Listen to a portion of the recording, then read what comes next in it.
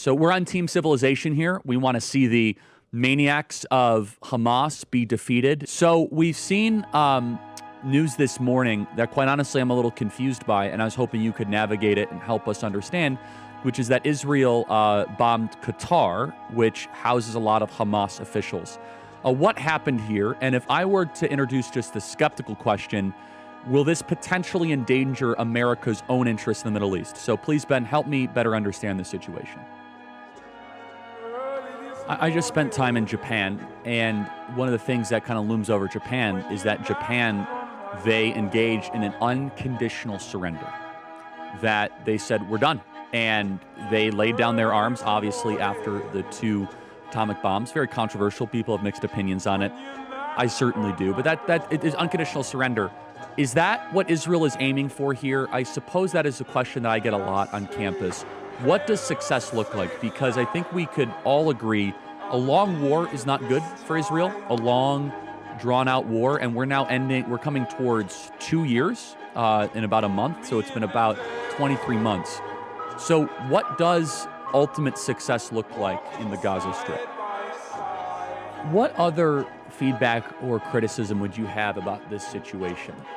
I know that it's impossible for anyone to listen to everything that you ever say, but looking at this from an American perspective, what else would you say things could have been handled differently? Maybe on the PR front, maybe also just on a conduct front. Where would you say, as an outsider, with things that could have been handled better, more efficiently, or with more precision?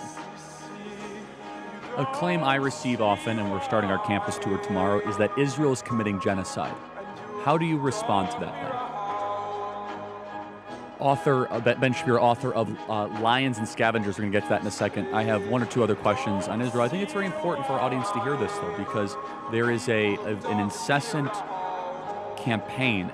And one thing a friend sent to me, interestingly, which is, okay, Charlie, we pushed back against the media on COVID, on lockdowns, on Ukraine, on the border, so maybe we should also ask a question. Is the media totally presenting the truth when it comes to Israel? Just a question, that maybe we shouldn't believe everything the media says, because I know I've been conditioned to ask a lot more critical questions over the last couple of years. So, Ben, some people would accuse Israel of wanting to ethnically cleanse. Some people in the Israeli government are saying, again, it's all over the place, right? You have opinions all over.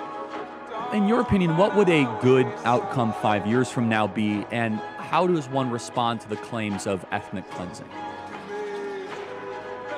We're running out of time here, but just last question on this, Ben. I know this might be a tougher question, but Bibi said, quote, I didn't like how he said this, I'll be honest. You can't be MAGA if you're anti-Israel. I don't like it for a couple of reasons. How did you analyze that statement from Bibi? And it is totally fine to say to people who wish to destroy our civilization, no, your values suck and they don't belong here. Where does all this resentment come from?